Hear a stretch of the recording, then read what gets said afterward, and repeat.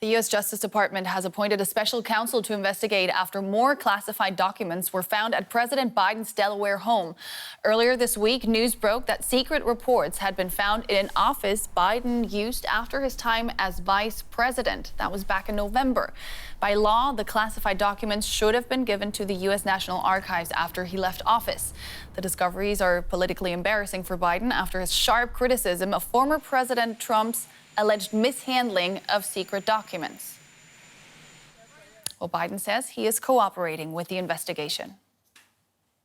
People know I take classified documents and classified material seriously. I also said we're cooperating fully and completely with the Justice Department's review.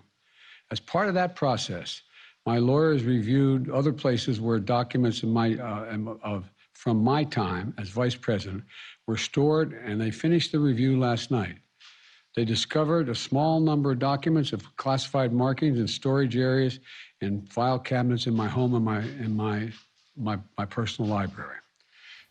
Let's go live to Washington, D.C., where our correspondent Michaela Kufner is following the story very closely. Michaela, what do we know about the documents that were found and their level of classification, of course? We know that they were classified, but we know very little about what they exactly contain, what exactly the level of classification was. We know that we're talking about more than 10 documents, but not hundreds, as was the case in Donald Trump, where whole boxes of classified documents were carried out of Mar-a-Lago.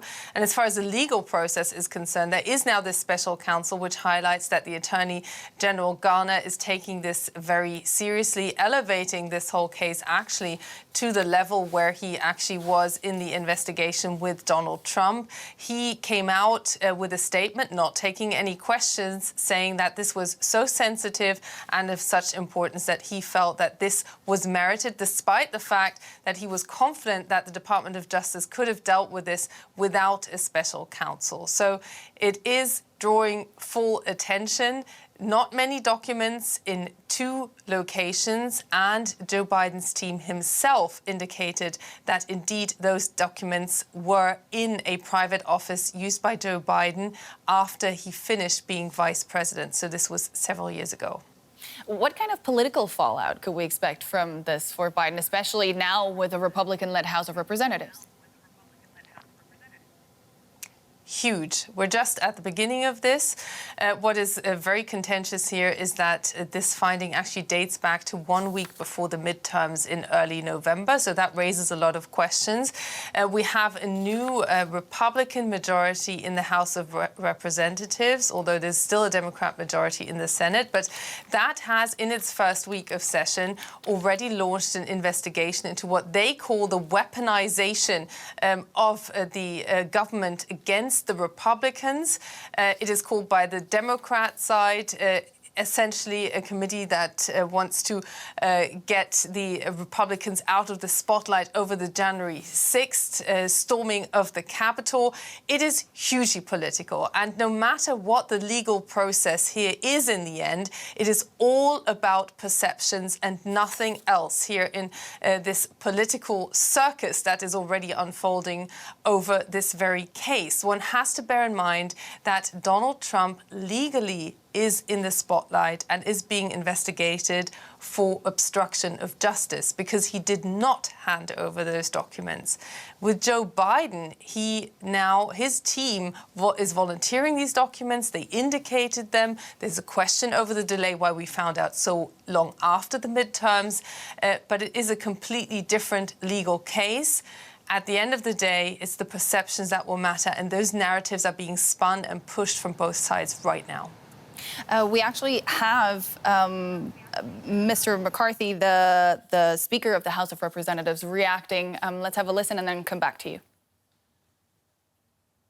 I think Congress has to investigate this. Here's an individual that's been in office for more than 40 years. Here's an individual that sat on 60 Minutes that was so concerned about President Trump's documents locked in behind, and now we find it just as a vice president, keeping it for years out in the open in different locations.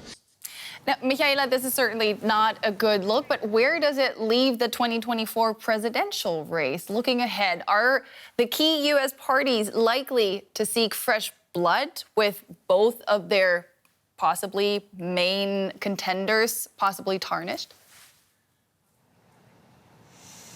I think it's too early to say whether this really makes another standoff between Donald Trump and Joe Biden more or less likely. But it certainly isn't helping Joe Biden's potential bid to run again. He's very old. He would be above 80. It's something that many Democrats are also concerned about.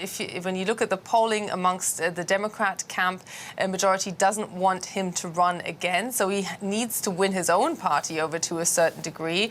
What we're hearing from his team is that he is intent on running again, and same seems to be standing there for Donald Trump. But this is still an open question here, and everything about this case feeds into this very question. Thank you very much. Michaela Kufner in Washington, D.C.